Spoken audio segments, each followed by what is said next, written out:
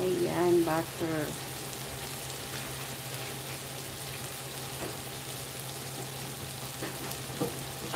Right, check ko muna kung anong petsa na.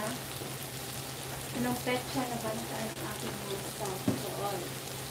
Alas 7. So, kailangan alas 8 makapag-dinner na tayo, guys. So, ayan. Palakasan mo naman ang apoy, baka bukas pa ta matapos, oy. Yan.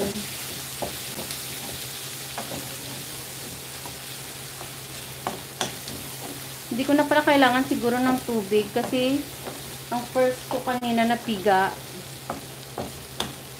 First piga ba? Yun ang second piga na yung parang matubig na siya. So anyway, ito yung ating Madras curry powder. Madras. Saan kaya ito nabibili, no?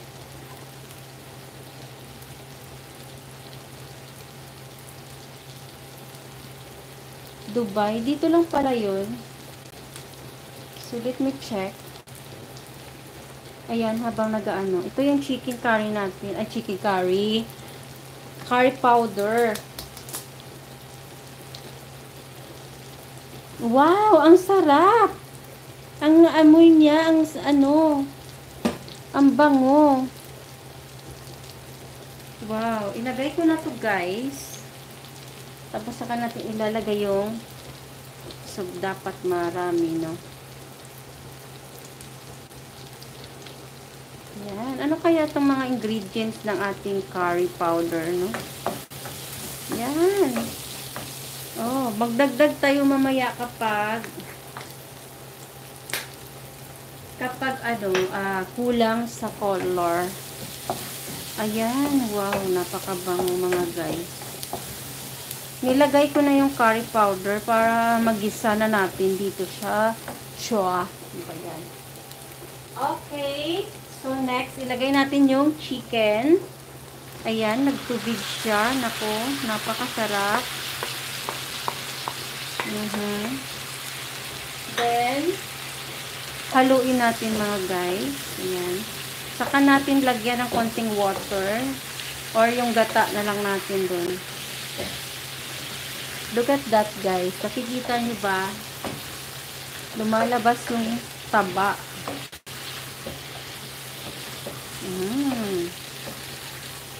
Napakasarap. Napakasarap talaga, mga guys.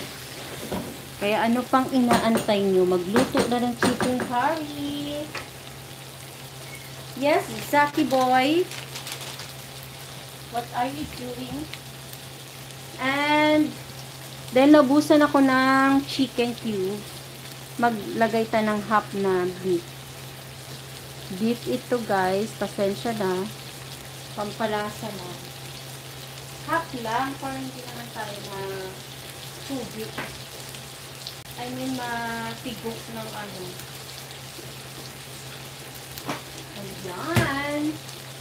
5 million. Thank you so much. Huwag niyong kalimutan mag-like. Don't forget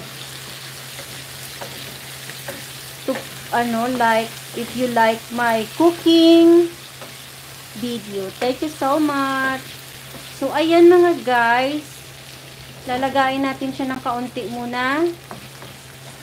This is chicken curry. Okay.